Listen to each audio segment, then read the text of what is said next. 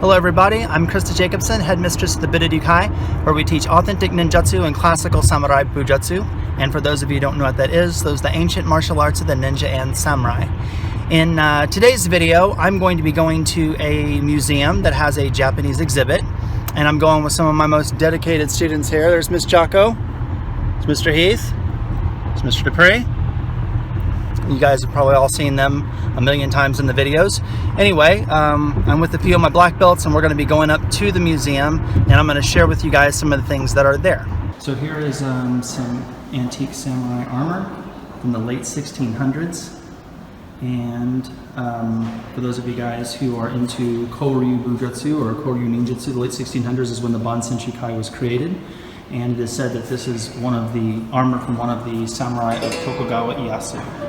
That's what it said here.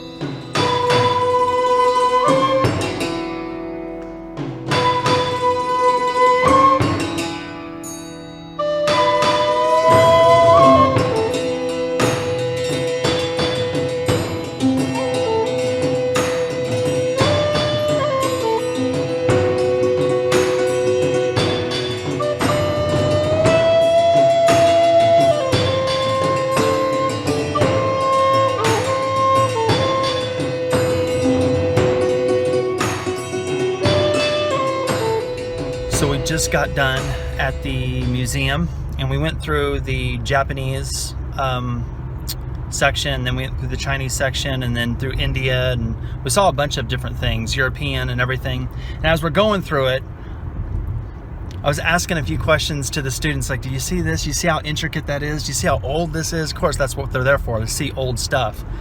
And I start dropping little lines like, wow, this was created at the same time of this, this Ryuha was made, or this was made at the same time as this Ryuha was made. And as you guys know, you're following the channel, at the Budo we have 7 ancient warrior traditions, all of them hundreds of years old.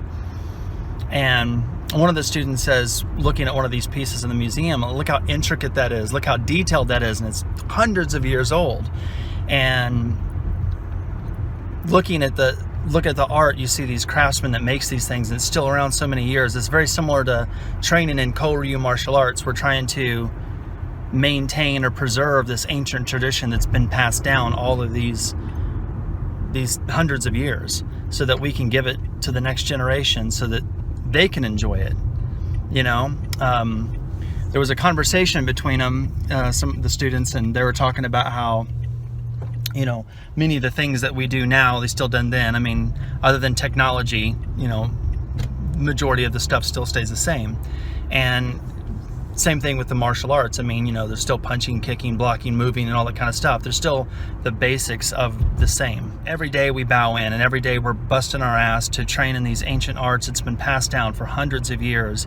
And sometimes we get this idea of what that's supposed to look like, this preservation of the kata or this, that, and the other. But then when you get to take a step away from it and you look at how other people preserved art, well, obviously in different ways, whether it's craftsmanship or pottery or, ancient weapons and arms and so on and so forth, but they still preserve something very old to the present day. And that's part of training in our school, is to preserve that. And I thought it would be a good idea to take the opportunity to take some of my black belts and look at preserving ancient things from a different perspective. So I had a good time. Hopefully you guys enjoyed the video. If you are interested in authentic ninjutsu and classical samurai bujutsu, if you are interested in the ancient warrior arts, check out my website at www.budo-ninjutsu. Also, if you don't live next to one of our schools, you can join the online ninjutsu dojo and you can train with us that way. Thank you guys very much for your love and support, and I'll talk to you soon.